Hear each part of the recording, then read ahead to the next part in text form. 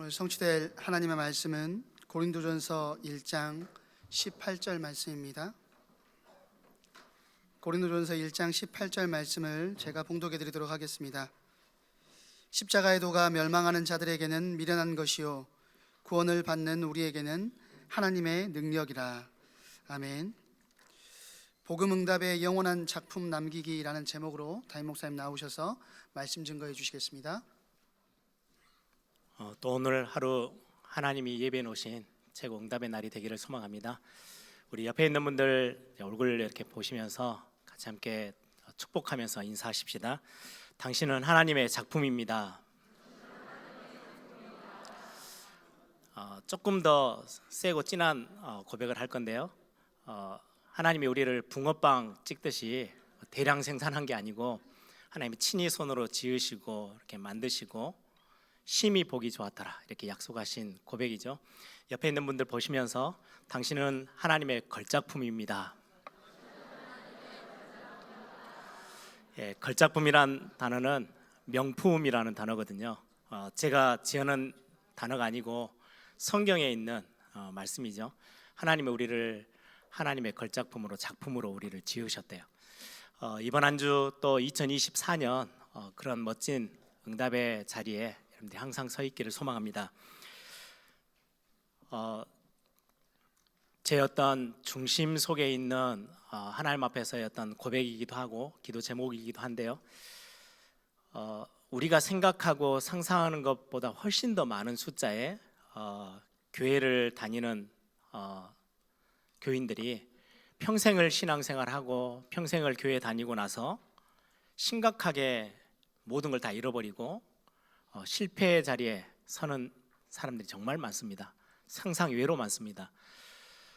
그래서 제 어떤 하나님 앞에서의 어떤 고백이죠. 하나님, 에일교회를 내가 섬기면서 우리 에일교회가 아주 대단한 프로그램을 가지고 있고 아주 화려하고 멋진 예배당 건물을 가지고 있는 것도 아니고 또 굉장히 웅장한 시스템들을 가지고 있는 교회는 아닐지언정 진짜 평생을 함께 매 주일 나와서 얼굴 서로 바라보면서 예배하고 같이 함께 기도하던 이 성도들이 평생의 시간을 신앙생활하고 난 뒤에 다 빼앗기고 다 잃어버리고 무너져서 실패하는 성도는 절대 만들지 않겠다. 그런 어떤 믿음의 고백들이 저에게 있습니다. 예를 하나 든다면 저는 딱 한 번 가봤어요. 미국의 수정교회라는 예배당이 있어요. 정말 화려하게 지어져 있어요. 그래서 진짜로 영어로는 크리스탈 교회라고 할 만큼 모든 벽이 예배당의 벽이 다 유리로 돼 있어요. 그래서 밖에서 보면 정말 멋져요. 해가 딱 뜨면 그 빛이 반사돼 가지고 막 번쩍번쩍 빛이 날 만큼, 왜냐니까 이게 무슨 뭐 나무나 벽돌로 지어진 게 아니고 지붕부터 시작해서 모든 사방면이 다 유리로 되어 있는 교회예요. 그래서 그 교회를 짓고 이렇게 목회를 하면서 그렇게 교회 부흥시켰던 목사님이 로버트 슐러 목사님, 여러분 너무나도 잘 알죠. 한국 교회에 한때 굉장한 영향력을 줬던, 할 수 있다, 하면 된다 이렇게 해서 한국 교회가 정말 가난하고 힘들 때 그 목사님의 어떤 외치는 설교 메시지를 가지고 막 으쌰으쌰 힘을 내 가지고 큰 교회를 짓기도 하고 어마어마한 부흥을 위해서 막 이렇게 도전해 나간 한국 교회들이 정말 많죠. 그런데 그런 어떤 모티브를 제공했던 가장 중요한 그 수정 교회가 결국은 부도가 나고 건물을 빼앗기고 교회 문을 닫았어요. 그리고 성도들 거기 안에서 정말 수만의 성도들이 다 뿔뿔이 다 흩어졌어요. 그걸 보면서 그 모습만을 가지고 이렇게 평가하기가 힘들지만, 나는 목회를 하면서 그렇게 대단한 교회처럼 안 보이더라도 성도님들이 그 목사님과 함께 평생을 신앙생활한 분들이 있을 거 아니에요. 교회 헌신하고 헌금하고. 근데 마지막 때 돼서는 다 잃어버렸어요. 목사님도 모든 걸 다 잃어버렸어요. 왜 그랬을까요? 나는 우리 에일교회를 절대 그렇게는 안 만들겠다. 대단한 일을 못 하더라도 우리 성도님들이 평생 같이 함께 얼굴 보면서 주일 예배하고 신앙생활했던 그 모든 성도님들이 정말로 하나님 앞에서 가장 최고의 응답의 자리에 서는 그 일을 심부름하겠다. 이런 하나님 앞에서 했던 고백들이 있습니다. 여러분, 얼마 전에 그 유명한 많은 사람들에게 사랑을 받던 배우가 자살을 했어요. 극단적인 선택을 한 거죠. 보니까 기독교인이에요. 평생을 교회를 다닌 거죠. 평생을 교회를 다니고 평생 신앙생활 한다고 했을 건데 마지막에는 많은 것을 잃어버렸어요. 다 놓고 세상을 떠났어요. 왜 그랬을까? 여러분들에게는 분명한 답이 있어야 해요. 세상의 모든 사람들이 많은 것들을 열심히 살고 최선을 다해서 살지만 복음 말고는 인생에 정확한 답은 없어요. 복음 말고는 인생에게 찾아 들어오는 어마어마한 재앙을 이겨낼 힘이 아무것도 없어요. 복음 아니면 재앙을 피할 수 없습니다. 인생의 문제를 해결할 수 있는 유일한 길이 복음밖에 없어요. 그래서 오늘 본문에 십자가의 도, 십자가에서 그리스도께서 그 안에서 모든 문제를 해결하시고 죽으시고 3일 만에 부활하셨던 그 십자가의 도가 멸망받을 사람들에게는 미련하게 보이지만 구원받은 우리에게는 하나님의 능력이다라고 성경은 말씀합니다. 여러분, 우리에게 있어서 절대 해결을 할 수 없는 인생의 근본 문제가 있어요. 그걸 보고 성경은 원죄라고 해요. 그냥 우리가 윤리도덕적인 차원에서 실수하고 좀 넘어지고 잘못한 자범죄 같은 그런 어떤 죄 말고 근본적인 문제, 이거는 절대 인간의 힘으로는 해결할 수 없는 문제야. 죄가 있어. 그 원죄를 성경은 들춰서 우리에게 알리고 있어요. 그 첫 번째가 뭐냐니까요. 하나님을 떠난 거예요. 하나님을 떠남으로 인해서 주인을 놓쳐버렸죠. 그래서 찾아오는 저주와 재앙 절대로 피할 수도 없고 막을 수도 없어요. 이 하나님을 떠나도록 자꾸 속임수를 써서 우리에게 하나님 떠나도록 만들었던 그 존재, 사단이라는 눈에 보이지 않는 그 존재가 우리가 하나님의 말씀을 불순종하고 떠나는 그 순간 우리 인간을 완전 자기의 밑에다 두고 종로로 돼서 끌고 다니는 거예요. 성경에 예수님이 직접 말씀하셨어요. 너희 아비 마귀. 굉장히 심각한 이야기지만 성경은 분명하게 우리에게 말씀해요. 세상 신, 세상 임금처럼 군림해서 하나님 떠나 있는 모든 인생을 이리저리 멸망으로 끌고 가는 사단, 이 존재를 우리 인간의 힘으로는, 육신을 가지고 있는 우리 인간의 능력으로는요 절대 이겨낼 수 없어요. 사단의 종로를 할 뿐이에요. 사단을 싸워서 이겨낼 수 있냐? 없어요. 이걸 보고 성경은 원죄로 인한 우리의 근본 문제, 그 정도가 아니에요. 사단은 결국 우리를 어디로 끌고 가느냐? 멸망이라는 곳으로 끌고 가요. 지옥과 어마어마한 사망 권세 밑으로. 그래서 죽음은 우리 인간에게 다가오는 가장 두려운 사건이에요. 벌벌벌 떨게 만들어놨어요. 이 문제는 인간이 피할 수도 없고 막을 수도 없고 벗어날 수도 없어요. 이 문제를 두고 하나님이 그래? 그러면 인간이 해결할 수 없기 때문에 내가 직접 해결할 거야 하고 하나님이 그리스도를 우리에게 보내셨어요.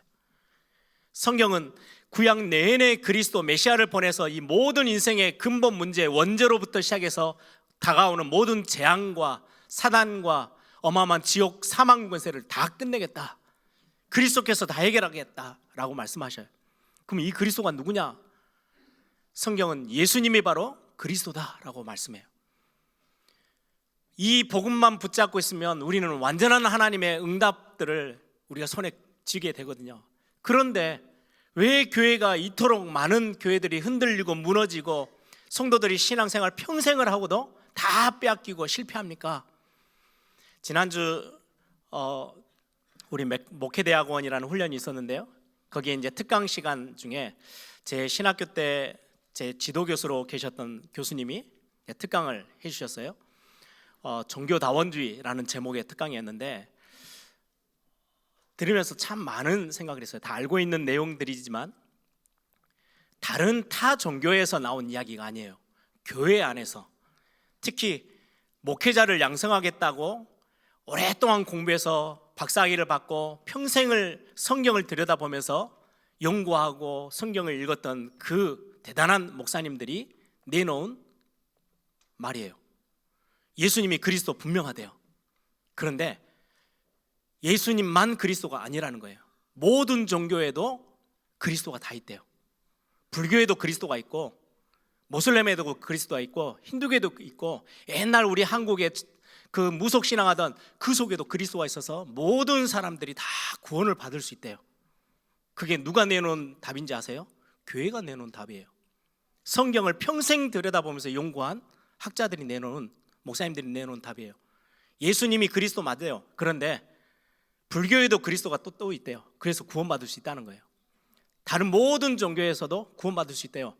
거기에 근본 이유를 하나 댔어요. 하나님은 너무 선하시고 너무 좋으신 분이기 때문에 오직 예수님만 믿으면 구원받아, 이렇게 말씀하실 하나님이 아니시래요.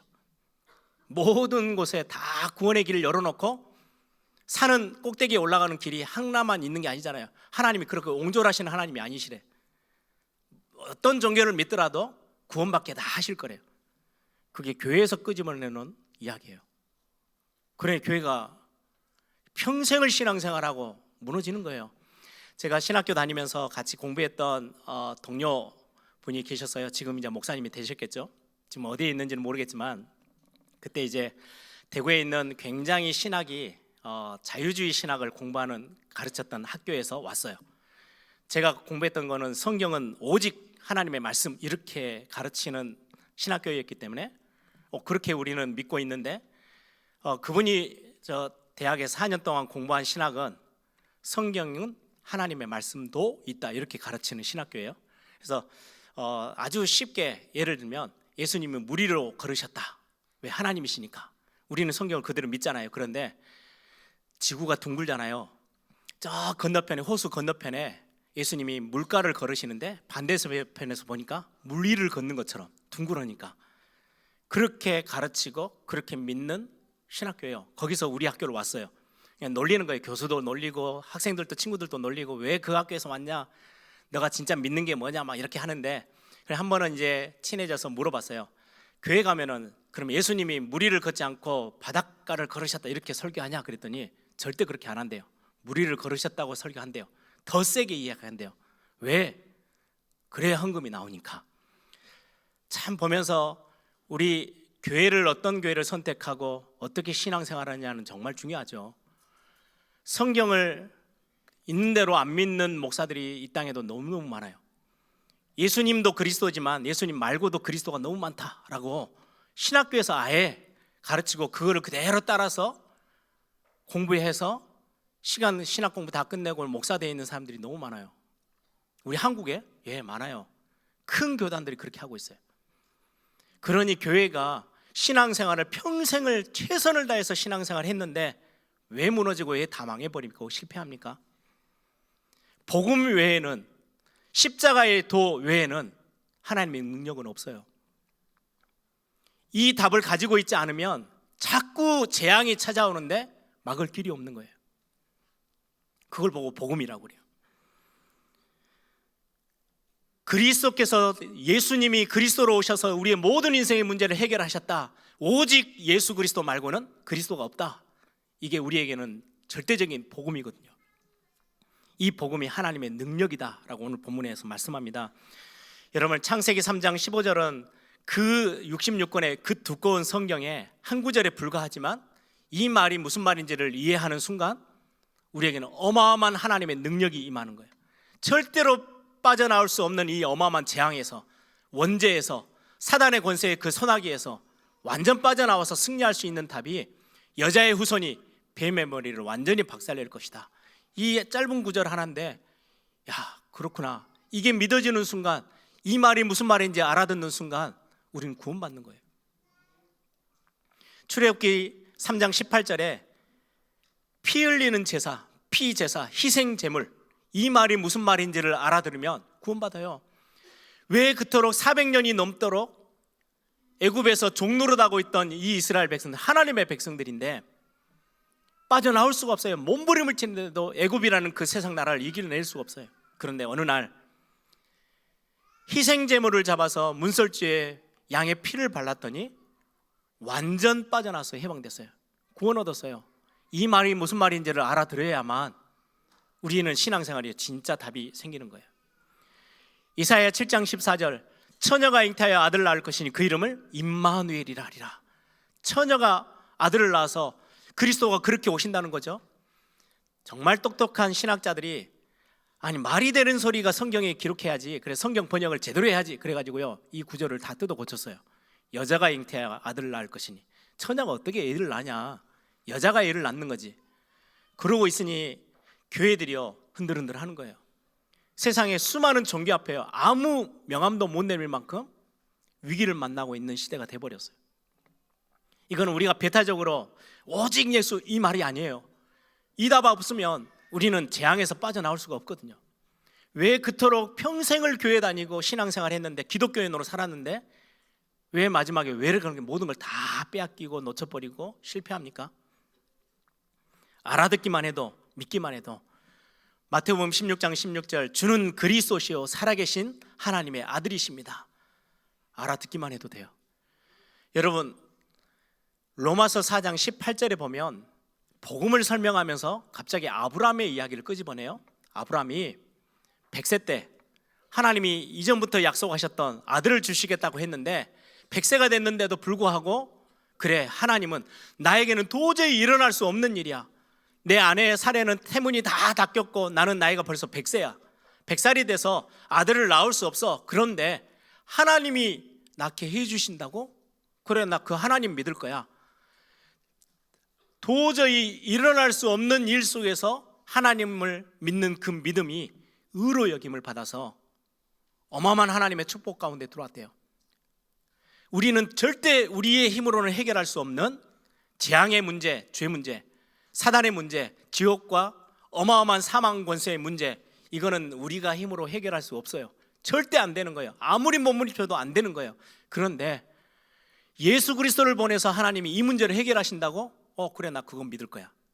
이거를 하나님이 이 믿음을 의로 여기시고 저와 여러분을 구원하시는 거예요. 아브라함이 그러했듯이. 굉장히 단순해요. 그걸 보고 은혜라고 해요. 이건 엄청난 하나님의 능력이 돼요. 모든 재앙을 깨뜨리시는 하나님의 능력, 이걸 보고 복음 그래요. 모든 사단의 머리를 완전히 박살내고 우리를 사망과 저주에서, 멸망에서 완전히 건져내셔서 하나님의 자녀 삼으신 거, 이게 복음이거든요. 그래서 예전에 복음이 이렇게 뚜렷하지 않았지만 어릴 때 제가 신앙생활하면 막 영적으로 막 시달리고 어려움 당하는 분들에게 목사님들이 그런 이야기 하거든요. 사도신경 외워, 사도신경. 근데 진짜로요 희한한 일들이 일어나요. 영적으로 시달리다가요 해방돼요. 왠지 아세요? 사도신경의 그 내용이 예수가 그리스도라는 고백이에요. 이 고백만 그냥 잘 모르는데도 고백했는데 사단이 벌벌벌 떨고요, 영적으로 막 귀신에 시달리던 사람들이요 벌벌벌 떨던 거예요. 사단들이요 떠나가고 도망가고. 복음의 능력이 얼마나 대단한지요. 십자가의 도가 구원 얻은 우리에게는 하나님의 능력이 된다고 성경은 말씀하고 있습니다. 그래서 여러분, 이 복음 조금만 누리고 있으면 돼요. 복음을 누리면 증거가 와요. 복음을 알고 누리고 있으면 응답이 와요. 그게 이제 제대로 된 신앙생활인 거예요. 복음을 알면 우리의 신분이 완전히 바뀌어요. 그리고는 이걸 조금만 여러분들이 하루에 조금씩만 누리고 있으면 응답이 하나씩 하나씩 와요. 그제서야 하나님 진짜 살아계시는 거구나, 말씀이 정말로 살았고 운동력 있는 말씀이구나, 이 말씀이 나를 진짜로 살리는 능력이구나 알게 돼요. 신앙생활 굉장히 쉽죠. 여러분들이 이 말씀을 딱 붙잡는 거예요. 복음 누린다는 게 어떤 거예요? 여러분들이 우리가 살다 보면 문제도 크게 보이고 여러 가지 많은 사건들을 경험해요. 광야 같은 우리의 인생길에 여정을 걸어가야 돼요. 광야를 통과해서 가요. 수많은 문제들이 우리 앞에 놓여 있어요. 그때마다 문제를 크게 보는 게 아니고 절대로 내가 해결할 수 없는 내 문제를 해결할 하나님의 능력이 되어지는 복음이 내 앞에 있음을 아는 거예요. 그걸 보고 복음 누린다라고 해요. 그래서 내 자신과 문제가 크게 보이면 우리는 상처받고 낙심되고 또 무너지지만, 하나님의 말씀이, 하나님의 그 어마어마한 하나님의 능력된 복음이 내게 크게 딱 놓여지는 순간, 그 앞에 우리가 서는 순간 우리는 완전한 응답을 누리게 됩니다. 그래서 모세가 하나님의 지팡이를 손에 쥐는 그 순간, 똑같은 지팡이인 것 같은데 똑같은 걸음인 것 같은데 완전 인생이 달라져 있는 인생길을 걷게 돼요. 여러분들 복음 누리는 거는 대단한 열심을 내는 게 아니고요, 그냥 믿는 거예요. 정말로 하나님의 능력으로 나에게 그리스도를 보내셔서 이 모든 문제 앞에 막힌 문들을 다 여시고 하나님이 나에게 응답하시는 하나님이시구나, 여러분들이 고백하면 그 응답들을 우리가 누리게 됩니다.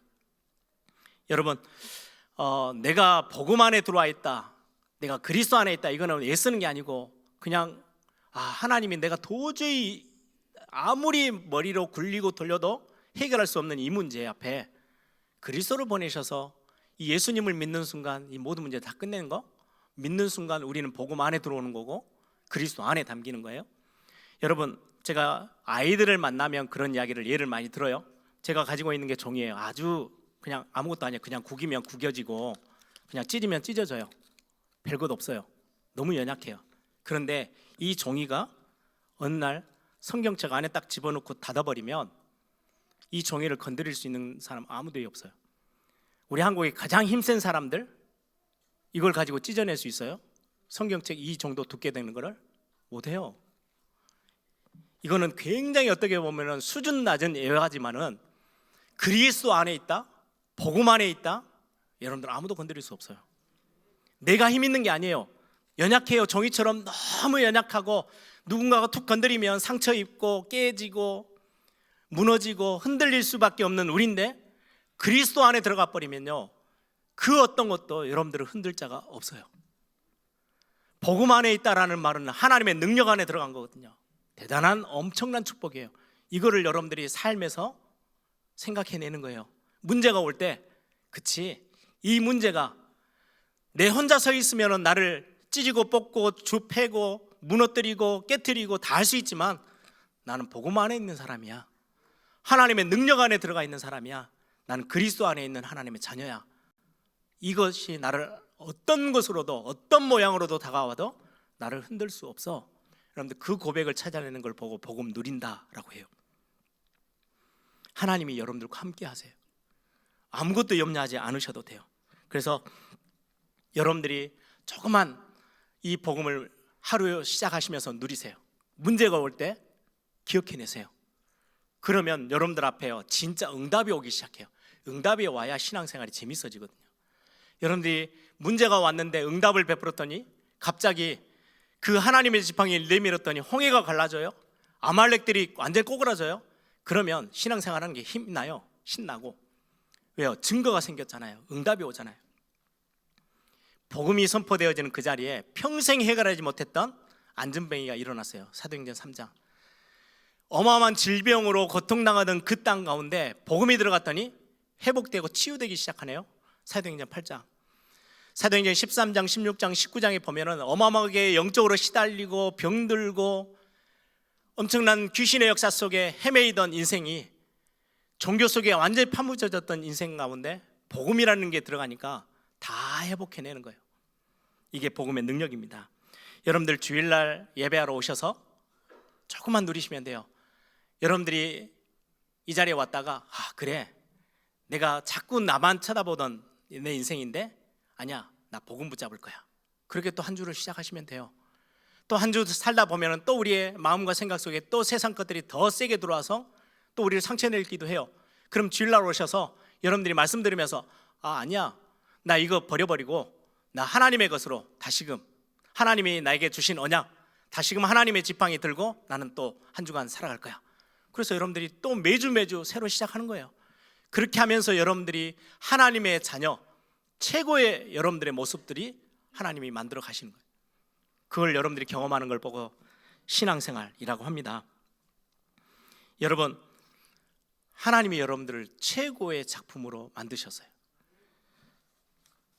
에베소서 2장 10절에 보시면 세번역 성경으로 제가 읽어드릴게요. 우리는 하나님의 작품입니다. 선한 일을 하게 하시려고 하나님께서 그리스도 예수 안에서 우리를 만드셨습니다. 하나님의 작품, 걸작품이에요. 최고 명품으로 하나님이 여러분들을 처음부터 그렇게 지으셨어요.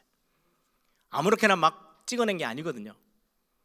그리고는 모든 만물을 다 지으시고 특히 인간을 하나님의 형상대로 창조하시고는 보시기에 심히 좋았더라, 그렇게 말씀해요. 너무 보배롭고 정교하대요. 여러분들이 너무 자랑스럽대요.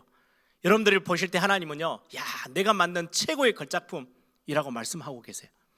그 걸작품이 모든 빛을 잃어버리고 모든 존귀한 가치가 다 깨어져 있는데 십자가의 도, 복음의 능력, 하나님의 능력으로 다시금 완전 새롭게 하셨어요. 그래서 그리스도 안에서 새로운 피조물이라 다시금 새롭게 걸작품의 자리에 여러분들을 다시금 다듬어서 세워놓으신 거예요. 그런 어떤 설문조사하는 단체가 설문조사를 했어요. 자기 외모에 만족하며 사시고 있습니까? 뭐 이런 질문이에요. 그랬더니 19%의 사람들이 뭐 그런 대로 만족하고 삽니다, 이런 답이고요. 아무리 생각해도 나는 너무 불만스럽습니다 라고 하는 사람들이 80%가 넘었대요. 그래서 두 번째 질문을 한 거예요. 그러면 혹시 뜯어 고쳐서 새롭게 할 수 있다면, 성형할 수 있다면 해볼 마음이 있습니까? 그랬더니 남자들은 94% 해보겠대요. 여자분들은요 99% 무조건 뜯어 고쳐야 된대요. 그게 설문조사에서 이렇게 했어요. 자기의 모습에 만족감이 전혀 없는 거죠. 그래서 제가 중국 사역을 갔더니 차 운전해서 이렇게 송사님하고 가는데 길에 이제 막 광고들이 써 있잖아요. 우리 한국에도 버스 타는 정류소 보면은 이렇게 다 광고판들이 크게 붙어 있잖아요. 중국도 길거리에 엄청 크게 광고들이 붙어 있더라고요. 사진과 함께. 저게 뭐냐고 물어봤더니 한국에서 성형 받을 수 있는 병원들 소개하는 광고들이래요. 한국만큼 성형 수술을 잘하는 병원이 없대요. 그래서 아예 중국 사람들이 돈을 모아서 평생 모아서 한국에 와서 수술하러 가는 거예요. 그래서 공항에 가보면 예전에 뭐 코로나하고 상관없이 마스크 쓰고 선글라스 끼고 공항에 이제 한국 공항에서 이제 중국 가려고 오는 사람들 보면 그분들은 한국에서 수술 받고 이제 마스크로 다 포장해 가지고 이제 가는 거예요. 저렇게도 많구나 뭐 이런 생각을 했어요. 자기 자신에 대한 만족감이 전혀 없이. 저는 지금 육신의 이야기를 드리려고 하는 게 아니고 우리의 외모와 상관없이 여러분들을 하나님이 최고의 걸작품으로 지으셨어요. 제가 이 메시지를 정리하면서 옛날 제 부끄러운 생각들이 들더라고요. 저는 예전에 제 모습, 제 성격, 제 연약함 이런 것들을 보면서 정말 마음에 드는 게 단 하나도 없었거든요. 너무 싫어. 미워할 만큼 내 자신이 너무 미워요. 그렇게 제가 대학생 초반을 살았어요. 왜 나는 자신 있게 뭔가를 내놓을 만한 게 아무것도 없지? 예전에도 제가 우스갯소리로 이야기하지만 곱슬머리인 제 머리부터 시작해서 왜 이렇게 마음에 드는 게 하나도 없는지. 그때는 제가 몸무게가 키는 78, 178인데 몸무게가 58kg였거든요. 많은 여자분들이 굉장히 선호하는 몸무게지만은 저는 몸무게가 너무 안 나가니까 빼짝 말라 있으니까 밤마다 초콜릿 먹어보고 라면도 끓여서 먹어보고 살을 쪄보려고 얼마나 애를 썼는지 몰라요. 몇 년을. 안 되더라고요. 외모부터 시작해서 제 모나 있는 성격들, 자신감 없는 제 모습 진짜 마음에 드는 게 하나도 없었어요. 저를 너무 싫어했어요. 그러다가 어느 날 뭔가 사건이 생겨가지고 막 엄청 제 자신에게 막 너무 화가 나 있는 동안에 한번 미국에서 들어온 형님이 있어서 그냥 형님이니까 한마디 했어요. 나는 왜 이렇게 내 모습이 너무 싫고 마음에 안 드는지 모르겠다고 막 화가 나가지고. 그랬더니 저희 형님 스타일이에요. 가만히 듣고 있더니 딱 한마디 딱 던지더라고요. 그러면 하나님이 실수하신 거네. 순간 제 마음에 할 말이 딱 없어지고 저에게 생각이 새로 다 정리됐어요. 하나님은 나를 두고 실수하신 게 아니라면 내가 지금 생각을 너무 잘못하고 있네. 그리고 나서는 복음 안에 있는 내 자신의 모습들을 하나씩 끄집어내면서 나는 하나님의 작품이고 걸작품이구나. 이것들이요 복음 안에서 진짜 회복하기 시작했어요. 그 뒤로는 제가 제 자신을 두고 미워하든지 싫어하는 생각을 완전히 없애버렸어요. 하나님은 나에게 뭐라고 말씀하느냐? 너는 내 걸작품이야. 여러분들에게 오늘도 그렇게 하나님이 말씀하고 계세요. 최고의 작품이에요. 혹시라도 여러분들 삶의 모습이 이렇게 저렇게 망가지고 찌그러지고 힘들어서 여러분들 마음에 정말 상처 가운데 힘든 가운데 있으십니까? 오늘 완전히 그 생각 다 교회 이 바닥에 다 놓고요, 본당 나가실 때는요, 나는 오늘 하나님이 나를 걸작품으로 여기셔서 나를 걸작품으로 만드셔서 그게 복음의 영원한 작품이에요. 뭔가 되게 내가 복음 받았으니까, 나 구원 받았으니까 엄청난 뭔가 열심히 해가지고 작품을 하나 남기고 가야지? 아니요. 여러분들이 복음 가지고 있는 그 모습 자체가 영원한 작품이에요.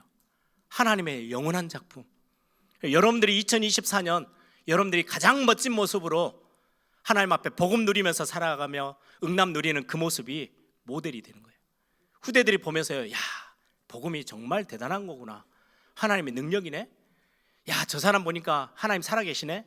예, 불신자가 보고 후대들이 보면서, 여러분들 주변에 있는 사람들이 보면서 하나님의 걸작품임을 여러분들이 드러내 사는 거.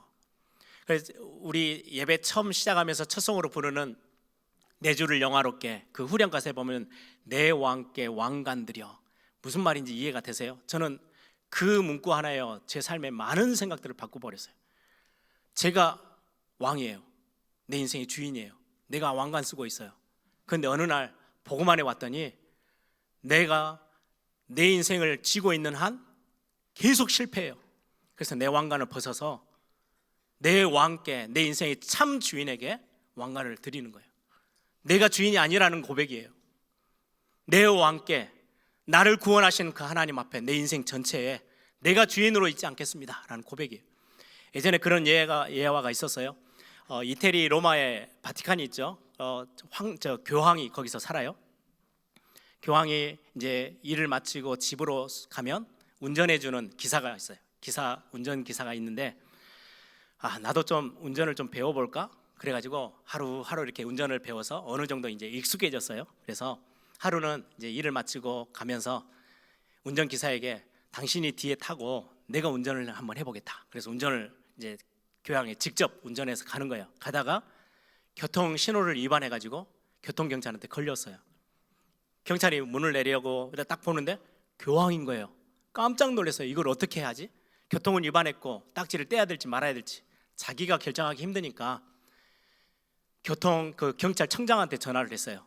청장님, 지금 굉장히 귀중한 사람이 교통을 위반했는데 어떻게 해야 됩니까? 그랬더니 전화기 안에서 그 경찰청장이, 누구야? 시장이야? 아니요, 그보다 훨씬 더 귀한 분인데요. 국회의원이야? 아니요, 그보다 훨씬 더 소중한 분입니다. 대통령이야? 아니요, 그보다 더. 누군데 그래? 그랬더니 교황을 운전기사로 두고 있는 사람입니다. 이해가 되셨어요? 교황이 지금 운전기사고 뒤에 타 있는 사람이 누군지는 모르는데 교황이 운전기사로 있을 정도의 사람이면 어마어마한 사람인 거예요. 대통령보다 수준이 더 높은 사람이에요. 그런 어떤 재미있는 예화가 있어요. 여러분들 하나님의 자녀라는 거, 여러분들의 인생의 운전대에 하나님이 여러분들이 앉아 계세요. 운전기사로. 여러분들 하나님의 작품이에요. 그 정도가 아니에요. 그 사방에 천군 천사들을 대우해서 여러분들이 시중 들도록 만들어 놓으셨어요. 내가 얼마나 귀중한 존재인지 하나님이 직접 우리의 인생 앞에 운전대를 잡으시고 우리의 인생을 운전해서 진행해 가세요. 내가 너와 함께 할 거야. 내가 눈동자처럼 너를 보호하고 지킬 거야. 하나님이 오늘 또 우리에게 말씀하세요. 너는 보배롭고 존귀해. 내가 볼 때 너무 자랑스럽고 너는 하나님이 보실 때 가장 최고의 작품, 걸작품, 명품이야. 오늘 또 하나님이 그렇게 우리에게 말씀해요. 여러분들 복음 안에서 여러분들이 찾아내야 될 영원한 작품, 무슨 작품을 남기고 가실 거예요? 여러분들이 하나님의 작품이에요. 여러분들의 자녀들이 5년 뒤에 10년 뒤에 여러분들의 신앙생활의 모습, 응답들을 보면서요, 야, 하나님 진짜 최고네. 하나님이 정말로 대단한 작품을 남기셨네. 예, 그 고백 여러분들이 보여주고 가는 거예요. 그거 남기는 거예요. 2024년 복음의 응답을 누림으로 인해서 여러분들이 중요한 하나님의 최고의 작품으로 매주 찌그러져 있는 거 말고 하나님이 보시기에 가장 아름다운 그 모습의 자리에 여러분들이 지켜나면서 큰 응답을 누리는 그런 시간들이 되길 바랍니다. 우리가 뭔가 열심히 하는 게 아니고요, 복음 누리고만 있으면 응답 와요. 그거를 2024년 매주 반복하다 보면 여러분들은 정말로 빛이 나고 정말로 아름답게 보여지는 하나님의 걸작품의 자리에 다 서 있게 될 것입니다. 여러분들이 이번 2024년뿐만 아니라 우리의 평생을 두고 하나님의 가장 아름다운 모습, 그 응답들을 찾아 누리는 시간 되길 바랍니다.